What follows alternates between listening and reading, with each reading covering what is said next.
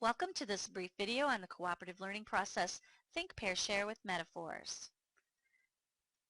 For an overview of the process, there's 7 steps. The first one is you're going to be picking one item from List A and List B, which I will show you on the next slide.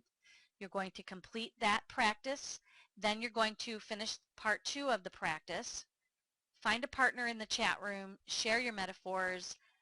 Together, you're going to complete the prompt to brainstorming together, and you're going to share your ideas with the class. So that might sound complicated, but I'm going to walk you through it right now. The first thing you're going to see is a list from each List A and List B, and you're going to pick one item each. It's random. You want it to be random because that's how we're going to figure out how to apply our knowledge of creating metaphors. So, for example, from List A, I might pick the word learning, and from List B, I might pick the word basketball.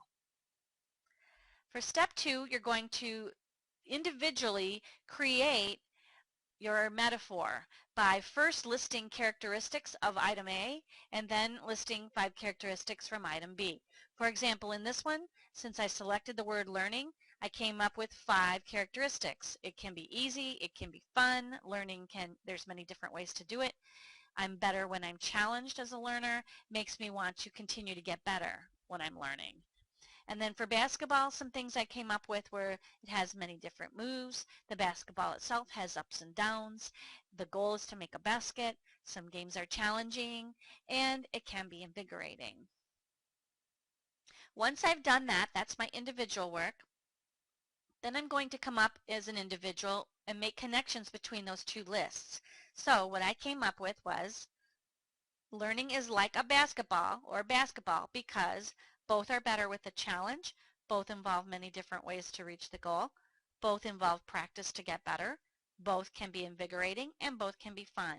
Therefore, my metaphor is learning is a basketball game. Once you've done that, you're going to find your partner.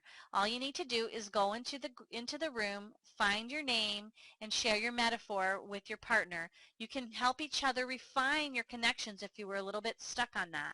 And then you're going to brainstorm and come up with 3 other metaphors that you have encountered in your life. Once you've done that, you're going to share with the class. I'll walk you through that in just a second. This is a snapshot of how to find your group. If you go into the course, you'll see the groups underneath on the left-hand side on the navigation bar, and you'll find your name because the groups have already been created for you. You will, with your partner in your group area, share your metaphors and your connections and come up with those 3 other metaphors. Then you're going to pick a spokesperson to actually share that information that you did with your group with the class.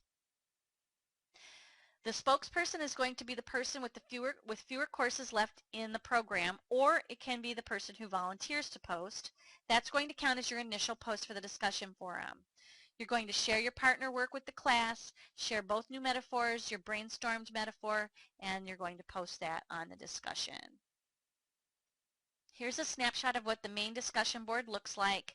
This is where you will be posting your initial post and 2 peer posts. Again, it shows you the directions right there. If you have any questions at all, please email me if you run into any obstacles at all, and I hope your process goes well. I look forward to looking at or reading your new metaphors.